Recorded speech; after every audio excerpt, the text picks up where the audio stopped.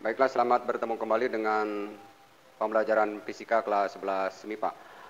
Kita akan lanjutkan pembahasan kita tentang atau masih mengenai tentang kesetimbangan stabil dengan jumlah gaya dan jumlah momen gaya ke segala arah sama dengan 0. Sebelumnya sudah kita bahas masing-masing definisi dari jumlah gaya sama dengan 0 dan jumlah momen gaya sama dengan 0, termasuk juga contoh soalnya. Kali ini kita akan coba memperdalam materi tersebut dengan mempelajari sebuah aplikasi dari konsep yang sudah kita pelajari, yaitu mencari tentang gaya-gaya tali pada sebuah konstruksi. Karena konsep yang kemarin atau konsep jumlah gaya dan jumlah gaya ke segala arah sama dengan 0 bisa dipakai untuk mencari gaya-gaya tali pada sebuah konstruksi, contohnya seperti ini. Mungkin sebelum kita lanjutkan materi, sebagai umat yang beragama, kita berdoa sejenak kepada Tuhan Yang Maha Esa.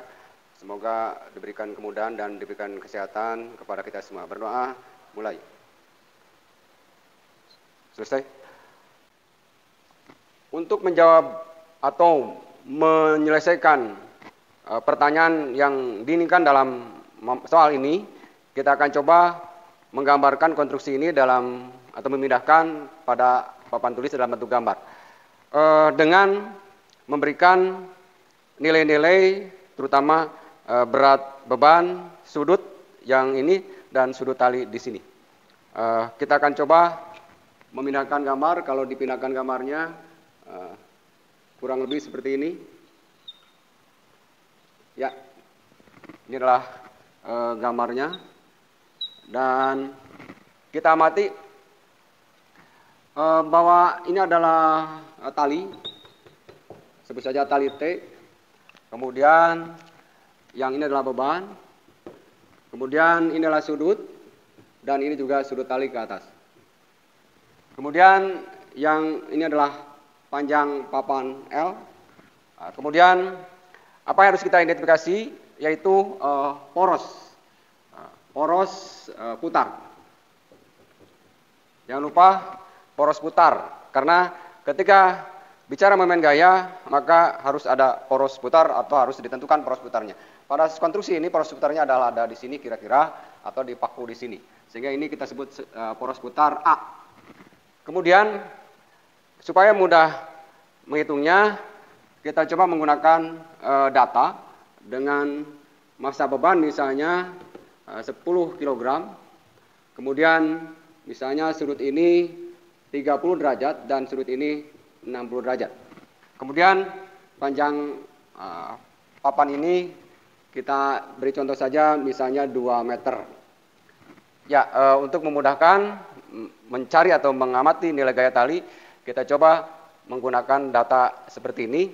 Yang ini 30, yang ini 60, kemudian ini adalah 10 kilo, kemudian yang ini adalah poros putar. Kemudian panjang papan 2 meter dan papannya atau berat papan sementara kita abaikan. Jadi saya ulangi, berat papan sementara kita abaikan. Pada pelajaran berikutnya kita coba bahwa papan ini juga memiliki berat, sehingga berpengaruh pada sistem kesetimbangan sistem ini. Artinya berat papan dan berat benda akan menghasilkan momen gaya. Sebenarnya seperti itu, tapi kita coba kali ini kita abaikan dulu massa papannya, sehingga papan seolah-olah tidak memberikan pengaruh apa-apa terhadap sistem ini. Artinya massa papan kita abaikan dulu atau tidak dihitung, diabaikan. Ya, saya ulangi, apa pertanyaannya? Biasanya dalam soal pertanyaannya adalah hitung gaya tali T. Maksudnya gaya tali ini, jika massa benda misalnya 10 kg dan panjang papan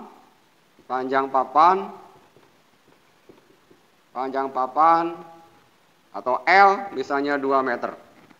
Kemudian sudut ini misalnya 30 dan sudut ini 60. Saya ulangi, sudut ini 60 dan sudut ini 30. Ya, inilah pertanyaannya yang biasa muncul soal atau di soal pada materi ini. Bagaimana cara atau langkah menyelesaikannya?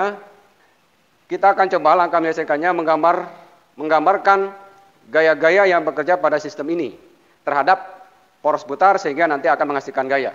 Sehingga kita hapus dulu. Kira-kira gambaran gaya yang bekerja pada sistem seperti ini seperti apa? Ingat bahwa ini adalah porosnya. Kita tentukan ini adalah porosnya. Kemudian ada lengan gaya. Kebetulan ini ada di ujung. Ini adalah lengan gaya. Nah, kemudian ada gaya berat benda. Gaya berat benda kita sebut saja WB. Ini adalah gaya berat benda. Kemudian ada tali. Kita ambil talinya adalah di sini di ujung, seolah-olah posisinya sama dengan berat benda, tempat benda yang kita gunakan. Sehingga kita gambarkan seperti ini. Saya ulangi, tali ini kita pindahkan, kemiringannya kita ambil yang ini 30 derajat. 30 derajat misalnya, kemudian panjang ini adalah 2 meter, ini 2 meter, kemudian ini adalah poros putarnya. Sebut saja poros putar A. Ya. Sebut saja poros putar A. Kemudian berikutnya, inilah anggap saja T, gaya tali. Kemudian ini beban benda. Kita amati bahwa ini adalah gaya berat. Gaya berat benda yang menghasilkan momen gaya. Berapa? Tadi contohnya ini massa bendanya adalah 10. Sehingga berat benda ini 10 kali 10. Sehingga nilainya 100 Newton. Itulah berat benda yang berfungsi sebagai gaya berat yang akan mempengaruhi pada sistem ini atau akan menghasilkan momen gaya. Kemudian langkah berikutnya, kita harus mengidentifikasi momen gaya yang terjadi atau jumlah momen gaya yang ada pada poros A. Kalau kita lihat ada 2 gaya yang bekerja. Yang pertama adalah gaya berat benda, yang kedua adalah gaya tali ini yang kita cari. Sehingga momen gayanya ada 2. Yang pertama adalah momen gaya tali, kemudian kedua adalah momen gaya berat benda. Sebut saja seperti ini. Ini momen gaya tali dan ini momen gaya berat benda. Jangan lupa bahwa momen gaya terjadi akibat ada gaya yang bekerja dan dengan gaya dan poros putar. Dan nilainya dihasilkan dari gaya yang bekerja kali dengan gayanya terhadap poros, kemudian sudut antara gaya dan dengan gaya pada poros. Untuk gaya tali ini, porosnya adalah di A, kemudian panjang lengan gayanya adalah sepanjang papan ini, karena posisinya tali ini kita pasang di sini di ujung, kemudian panjang papannya kita anggap 2 meter. Sehingga momen gaya tali dihasilkan dari gaya tali kali L kali sinus langsung saja kita pakai 30 derajat. Karena datanya 30 derajat. Itulah nilai momen gaya tali. Kemudian kita coba menghitung nilainya dengan data yang ada. Ingat bahwa ini adalah gaya tali T yang belum ada nilainya yang justru kita cari. Kemudian yang berikutnya lengan gaya ini adalah 2 meter dan sinus sudut ini 30 adalah setengah. Itulah nilai dari momen gaya yang dihasilkan oleh gaya tali lengan gayanya L dan kemiringannya 30 derajat. Kita sederhanakan T kali 2 meter kali setengah, ini artinya 2 kali setengah kali T. 2 kali setengah 1 meter kali T. Nilainya adalah T atau 1, karena 2 kali setengah adalah 1.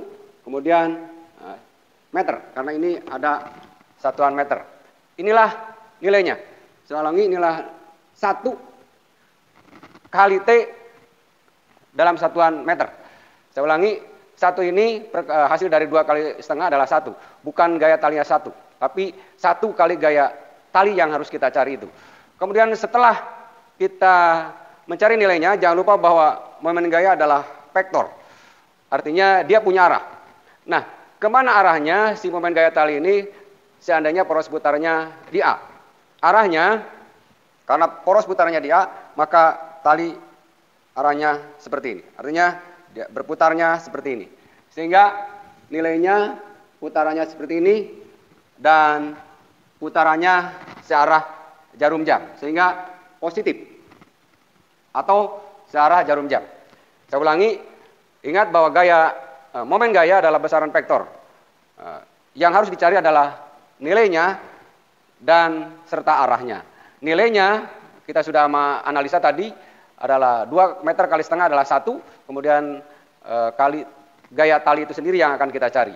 Kemudian arahnya putarannya searah putaran jarum jam atau positif. Kemudian berikutnya kita akan analisa tentang berat benda atau momen gaya yang disebabkan oleh berat benda ini. Momen gaya yang disebabkan oleh berat benda ini adalah gaya berat benda itu sendiri kali lenggan gayanya, kebetulan posisinya sama dengan gaya tali, yaitu di ujung. Kemudian kebetulan sinusnya adalah ini 90 derajat, adalah ini 90 derajat, jadi sin 90 derajat. 90 derajat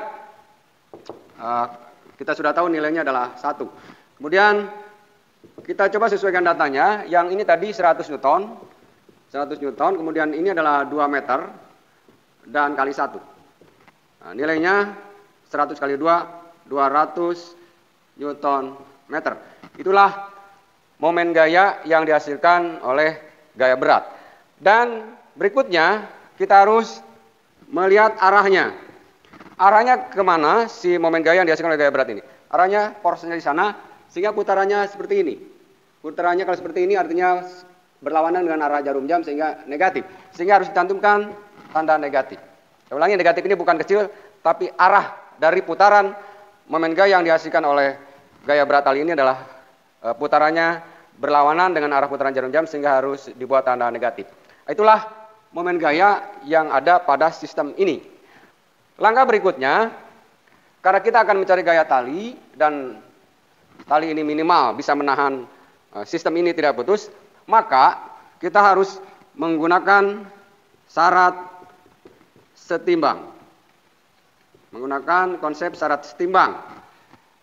Konsep apa yang kita pakai? Yaitu konsep jumlah momen gaya sama dengan 0. Saya ulangi, jumlah momen gaya sama dengan 0. Nah, ingat bahwa jumlah momen gaya di poros mana? Pada sistem ini anggap saja di poros A atau di sini. Sebut saja jumlah momen gaya di poros putar atau di A harus 0. Inilah syarat setimbang. Berikutnya ini kita push. Setelah kita mengidentifikasi momen gaya dan jumlah momen gaya yang ada pada sistem ini harus sama dengan 0, maka langkah berikutnya kita akan jumlahkan tadi bahwa di A harus sama dengan 0. Momen gaya mana saja? Tadi bahwa ada 2. Yang pertama adalah momen gaya yang dihasilkan oleh gaya tali tadi yang nilainya 1 kali meter positif. Kita tulis ini adalah momen gaya tali positif. Kemudian yang berikutnya ditambah dengan momen gaya berat atau momen gaya yang dihasilkan oleh berat benda ini. Kemudian kita identifikasi, kita sudah hitung tadi nilainya. Ini adalah 1 T, sebenarnya 1 tidak harus ditulis, ini hanya T kali meter. Nah, untuk momen gaya WB, kita tahu sudah kita hitung hasilnya min 200. Sehingga plus min 200 Newton meter. Saya ulangi, jumlah momen gaya di A harus sama dengan 0. Sementara momen gaya yang bekerja ada 2. Yang pertama momen gaya yang dihasilkan oleh gaya tali. Dan yang kedua adalah gaya berat. Atau momen gaya oleh gaya berat. Dan sudah kita identifikasi nilainya. Ini adalah 1 T meter. Artinya gaya talinya belum ada, kita cari. Kemudian momen gaya oleh gaya berat adalah min 200 meter. Dan jumlah momen gaya yang 2 ini harus 0. Itulah syarat setimbang. Harus 0. Ya, ini sama dengan 0.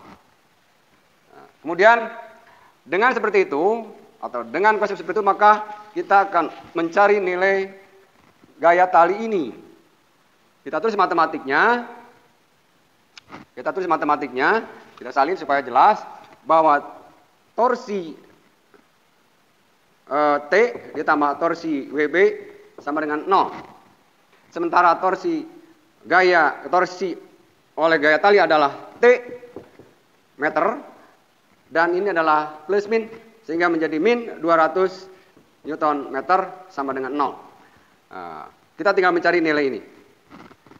Ini artinya T meter dikurangi 200 harus 0. Berapa T? Kira-kira logikanya sama, misalnya A dikurangi 10 sama dengan 0. Berapa A? Buat matematik, cara mencarinya adalah ini dipindahkan ke sebelah kanan, jadi A plus 10. Dan inilah nilai A. Kalau A plus 10, maka dikurangi 10 harus 0. Itulah cara mencarinya. Ini juga sama.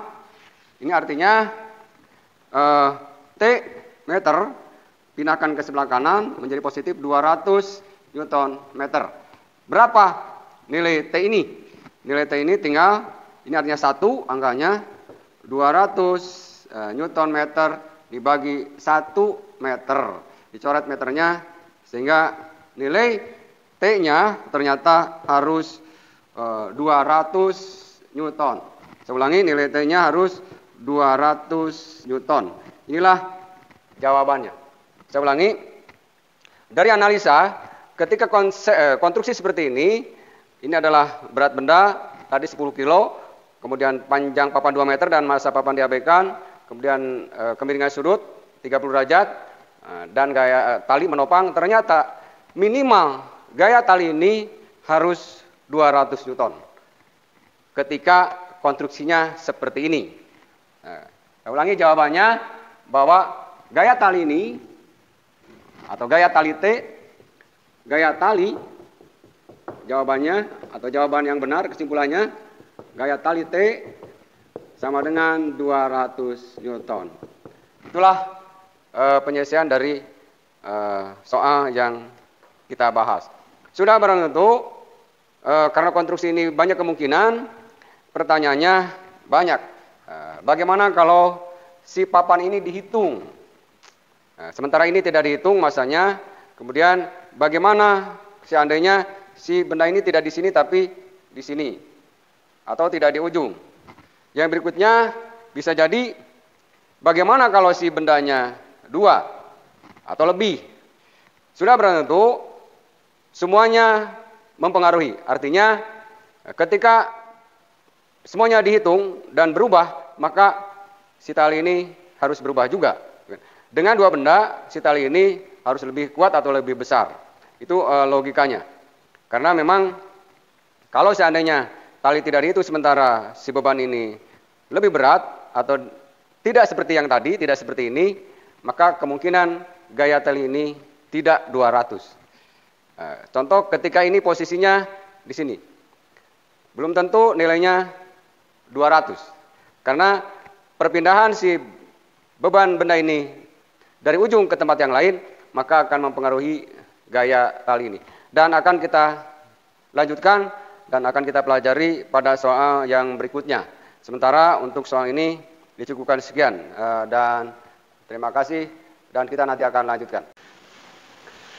Untuk sebagai latihan atau praktis, coba nanti dianalisa bagaimana seandainya si benda ini tidak disimpan di ujung, tapi dipindahkan, anggap saja dipindahkannya di tengah atau di jarak setengah panjang dari panjang papan. Artinya, coba nanti pertanyaannya sama, tapi posisi si benda ini masanya tidak berubah, tapi posisinya bergeser atau kita simpan di setengah panjang papannya.